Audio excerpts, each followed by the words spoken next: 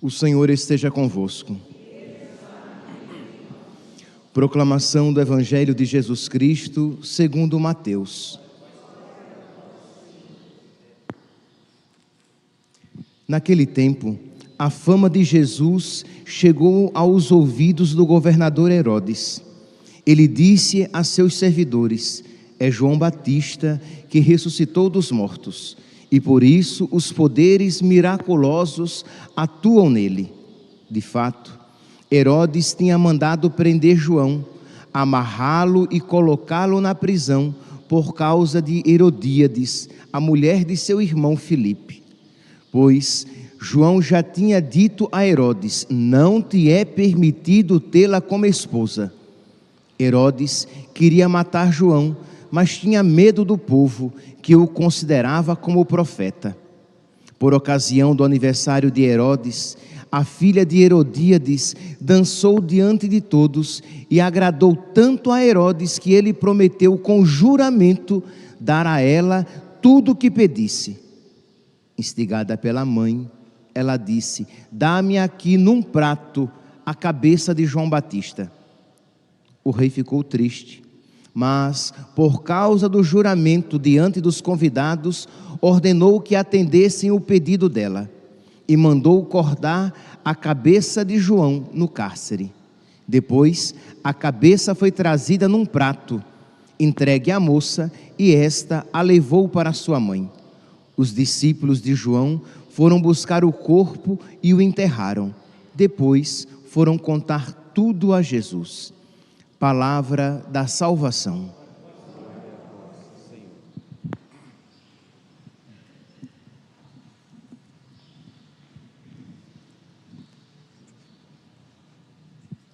Caríssimos irmãos e irmãs, nós continuamos aqui com a leitura do profeta Jeremias. Estamos no capítulo 26 e Jeremias continua, por mandato de Deus, a sua missão. Ele continua dizendo que os maus costumes contaminam o culto. Ele continua dizendo que de nada adianta eles prestarem o culto a Deus se na sua vida os maus costumes são acolhidos tranquilamente. Então, os maus costumes, eles destroem, eles desvalorizam o culto, que a prática religiosa, ela não cobre, ela não sana, não sara uma má vida. Que se a pessoa tem uma má vida, independentemente da sua prática religiosa, aquilo de nada adianta. E Deus então, por meio do profeta Jeremias, ele ameaça o povo, mas percebe que a ameaça de Deus é um apelo à conversão. Deus não quer destruir Israel, Deus não quer destruir o templo, Deus não quer castigar o povo, mas ameaça-o de castigo para que aquele povo, quem sabe, se não pelo amor, pela dor, se converta. Se não pelo amor, mas pelo medo, se converta. Já é um primeiro passo. Mas o povo continua resistindo. É um povo de cabeça dura, que não quer se converter. Então ouçamos aqui. Naqueles dias, os sacerdotes e profetas dirigiram-se aos chefes do povo querendo a morte de Jeremias. E por que é que ele queria que os chefes, que os profetas e os sacerdotes mentirosos, por que é que eles queriam a morte de Jeremias? Porque Jeremias dizia uma verdade incômoda.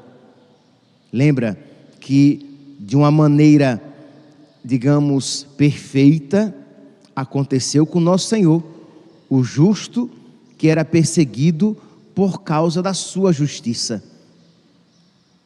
Queriam matar Jesus e Jesus pergunta: por qual obra vós quereis me matar? Então Jeremias aqui poderia perguntar: por que vocês querem que eu morra? Por quê? Porque ele está dizendo a verdade. Porque ele está proclamando de uma maneira clara e incisiva a verdade. Jeremias não está dizendo a verdade de uma maneira dúbia, de uma maneira nebulosa. Sim, porque os covardes, transvestidos de corajosos, dizem a verdade de uma maneira dúbia, de uma maneira nublada, de modo que fica sempre a dúvida: mas será que ele disse isso ou disse aquilo? Será que foi dito isso ou aquilo? Por quê? Porque a mensagem foi dita de uma maneira duvidosa. Mas não, Jeremias não dizia a verdade de Deus, não anunciava a vontade de Deus de uma maneira nebulosa, mas de uma maneira clara como o sol do meio-dia, de modo que não restava dúvida o que Deus estava querendo e o que Deus estava condenando. E isso, meus santos, deve ser uma realidade aplicada a nós: que o seu sim seja sim, que o seu não seja não. Isto vale para nós, sacerdotes, no púlpito, quando pregamos a verdade evangélica, pregá-la com clareza, chamando o pecado de pecado, e não criando neologismos, novas palavras, politicamente corretas, para não ofender as sensibilidades apegadas ao pecado. Mas dizer com caridade, sim, mas com clareza. A clareza é caridade também. Mas isso, meus santos, não apenas nós, padres, no púlpito, mas também vocês, pais, ensinando e educando os seus filhos. Também você, catequista, ensinando, catequizando os seus catequizandos. Também você entre os seus amigos, sendo clara e obviamente cristão católico, sem medo e nem vergonha de vestir a camisa, de assumir-se católico, porque o mundo nem vergonha do pecado tem mais.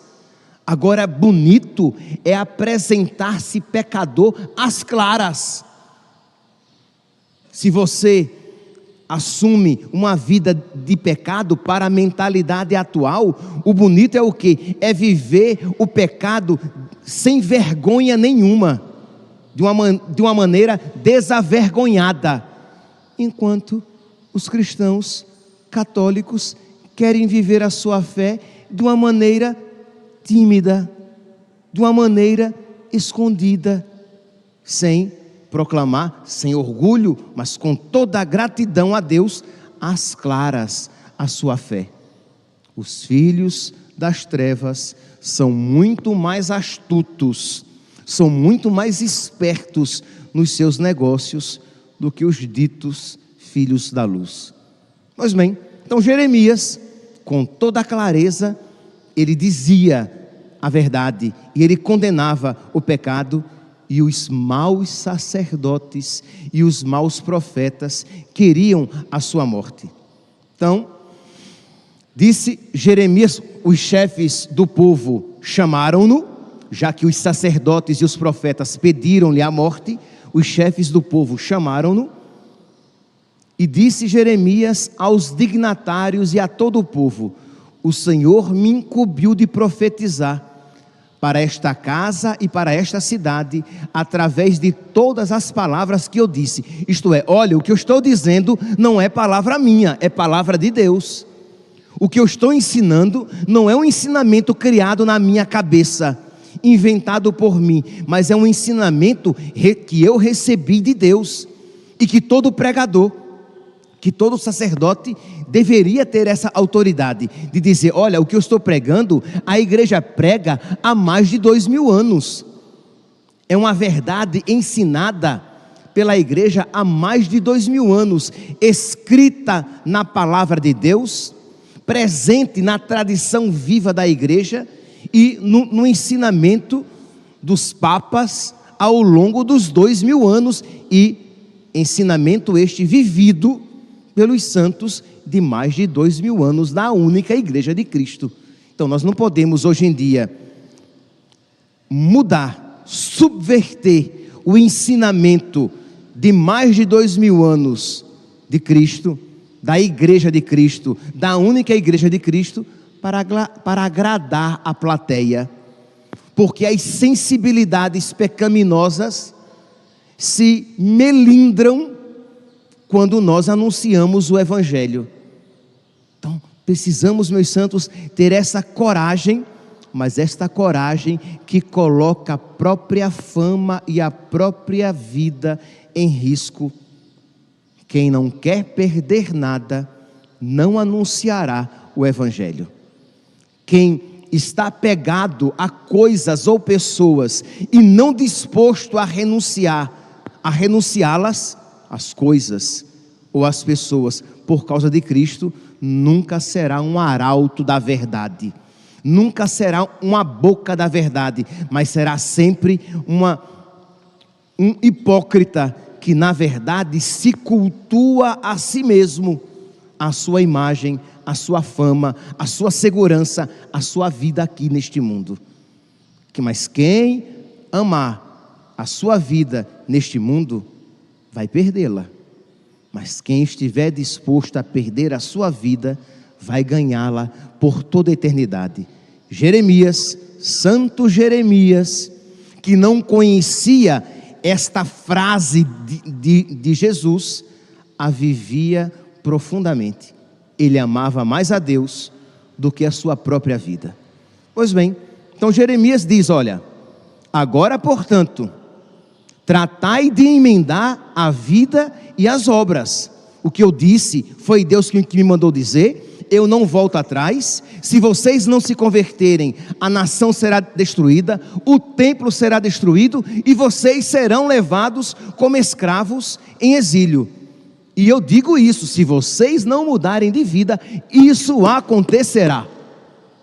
Então percebe que a ameaça de Deus é um chamado à conversão. Isto é, se o povo se converter, a ameaça não acontece. Só acontecerá se o povo,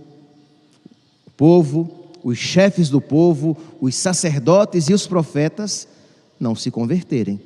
Se eles não se converterem, a profecia se concretizará.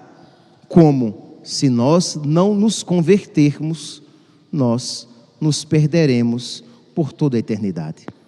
Diz então que, e Jeremias completa, e se vocês derramarem o meu sangue clamará a Deus por justiça, por vingança. Diz que esta palavra abalou de tal maneira os chefes do povo, que os chefes disseram, não, ele não deve morrer.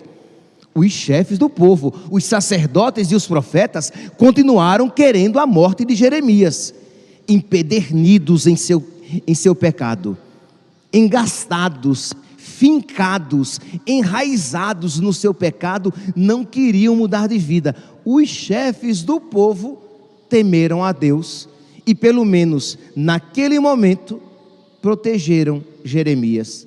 Ele não morrerá agora. Meus irmãos, quando nós então temos esta visão, este pano de fundo, lancemos agora o nosso olhar para o Evangelho de hoje. Nós vemos Jesus falando a respeito da morte de João Batista. E por que foi que João Batista morreu? Porque João Batista ensinou a verdade com clareza. João Batista, diante de Herodes e Herodíades, que estavam adjojados, como se diz aqui na cultura cuiabana, ajuntados, João Batista diz, vocês não podem estar juntos, porque ela é mulher do seu irmão, Filipe. Percebe que aqui é um ensinamento já presente em Jesus, para depois dizerem que foi a igreja quem inventou que o casamento deve ser para sempre. Jesus está dizendo. Jesus que dirá, aqui nós estamos no capítulo 14, ele dirá depois, no capítulo 19, aqui João Batista, né, dizendo a Herodes, mas esse ensinamento é profundamente cristão, porque Jesus dirá no capítulo 19: quem deixa sua mulher e se casa com outra, comete adultério. Quem deixa o seu marido e se casa com outro, comete adultério. Então João Batista está aqui dizendo: olha, você não pode se casar com ela, e diz que Herodes não gosta, embora Herodes gostasse de João Batista, não gostava de ouvir aquela palavra, e Herodíades queria a morte de João Batista. E diz então que a filha de Herodíades, numa festa, dançou. Herodes, cheio do álcool, bêbado, prometeu que daria a ela qualquer coisa. Quando a filha, né, quando a moça que dançou perguntou à mãe o que pedir, a mãe lhe deu este mau conselho: peça a cabeça de João Batista. E diz que quando Herodes ouviu este pedido, ele teve medo. Teve medo de quê? De sair feio na fotografia, porque ele sabia que aquela promessa que ele havia feito foi uma promessa louca, que você não pode cumprir quando algo mal lhe é pedido. Mas para ele não sair feio diante dos cortesãos, diante da corte que estava ali reunida, ele resolve entregar a cabeça de João Batista. Herodes ama mais a si mesmo do que a verdade, e Herodíades ama mais o seu pecado do que a doutrina que ela conhecia por meio de São João Batista. E diz aqui, meus santos, que São João Batista, por causa da verdade, ele perde a cabeça. Meus irmãos, nós hoje, diante tanto deste evangelho como diante da primeira leitura, nós precisamos pedir a Deus que nos conceda amor à verdade. E só vocês pedindo esta graça para vocês poderão de verdade pedir isso para os seus padres. Porque senão o pedido de vocês será mentiroso, porque será muito fácil vocês pedirem, rezarem, intercederem pelos seus padres, pedindo que eles tenham coragem de anunciar a verdade, o evangelho completo, quando vocês, na vida própria e particular, vivem saindo pela tangente, porque não querem entrar em conflito com as outras pessoas. Porque vocês, quando estão entre os seus amigos e sai aquela conversinha que toda religião é boa, né? O que importa é ter uma religião, e você com cara de pastel não diz nada e diz: é verdade, o que importa é ter uma religião. Quando se você é católico, você precisa com toda a caridade dizer: olhe, é verdade que entre não ter uma religião e ter uma religião, já é um passo ter uma religião, mas isso deve levar a Cristo e a sua verdadeira e única religião deixada aqui na terra, porque só há salvação no único nome, no nome de nosso Senhor, que é verdadeiramente, nome aqui é o que? É a pessoa de nosso Senhor, é a doutrina de nosso Senhor. Pois bem, nosso Senhor só pode ser verdadeiramente encontrado na sua única igreja, porque Ele disse: Pedro, tu és pedra, e sobre esta pedra eu edificarei a minha igreja, a minha única igreja. Então, com toda a caridade, mas com toda a clareza. Mas não, você, covarde, sai pela tangente, porque você quer evitar conflito. Aí depois você critica quando o seu padre é covarde também. Ou você piedosamente, hipocritamente, dobra os seus joelhos, pedindo que o seu padre seja um arauto da verdade. Mas você é covarde. Como é que você pode pedir para o outro aquilo que você não quer para si? Entende? Então peça a Deus a graça de desejar amar a verdade, de estar disposto a morrer pela verdade. E aí sim, meu santinho, minha santinha, a sua oração será poderosa, porque você vai de verdade pedir o que o seu coração deseja, e você pedirá pelo seu sacerdote, pelo seu padre, pelo seu bispo, aquilo que você quer para você também. Quando você, entre os seus amigos, e você tem até amigos que são gays, ok, e eu pergunto, você evangeliza esses amigos que são gays? Você fala de Cristo para eles, e fala da vida errada, do caminho para o inferno em que eles se encontram? Ou você diz, não vou nem entrar, porque é politicamente incorreto, vão me chamar de homofóbico, de homofóbica? Então você é covarde. Como é que você pode desejar que o seu sacerdote seja corajoso e ensine a verdade, mesmo que isso venha em detrimento dele mesmo? Que sem sombra de dúvidas, meu santinho, minha santinha, no mundo que ama e adora a mentira, quem proclamar a verdade será por causa disso perseguido. Isso aconteceu com Jeremias e todos os outros profetas do Antigo Testamento. Isso aconteceu com João Batista. Isso aconteceu com nosso Senhor. E se fizeram a mim o galho verde, disse Jesus, o que não farão a vós, galhos secos. Quando você tem amigos, pessoas que são ajuntadas, que vivem no segundo, terceiro matrimônio, casamento, união, né? E você não diz nada, isto é, porque você é covarde, e melhor, você é covarde e egoísta. Eu esqueci de acrescentar esse adjetivo não menos importante. Você é covarde e egoísta, porque você não está nem aí preocupado com a salvação daquela pessoa. Mesmo que você não diga com as palavras, você diz com a atitude: ele que vá para o inferno, não estou nem aí, o que eu não quero é problema. Quando você não vai e adverte e diz: olha, a união em que vocês se encontram não é agradável a Deus, é pecado. Você deve ir à igreja, vá à igreja, mas deixe-se iluminar pela palavra de Deus. E quando você vir, e se você vir que ele entra, que ela entra na fila da comunhão, de você com toda a caridade dizer: não vá, para você aquilo é veneno. Não entre na fila da comunhão, para você a Eucaristia é veneno, porque o corpo de Cristo é remédio para os que se salvam, e veneno, maldição para os que se perdem. Você aumenta ainda a sua condição de pecado, ajuntando pecado sobre pecado.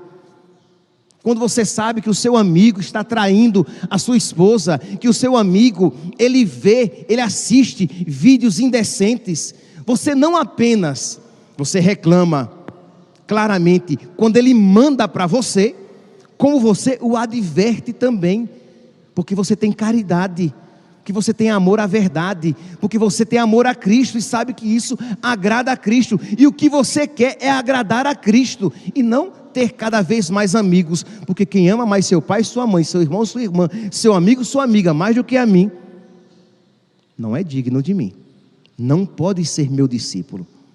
Percebe, meus santos? Ouvir esta palavra, ver a vida de Jeremias, ver a vida de João Batista, deve nos inspirar, deve fazer com que nós dobremos os nossos joelhos, ou abaixemos as nossas cabeças, curvemo-nos diante de Deus e lhe supliquemos a graça da coragem e da caridade.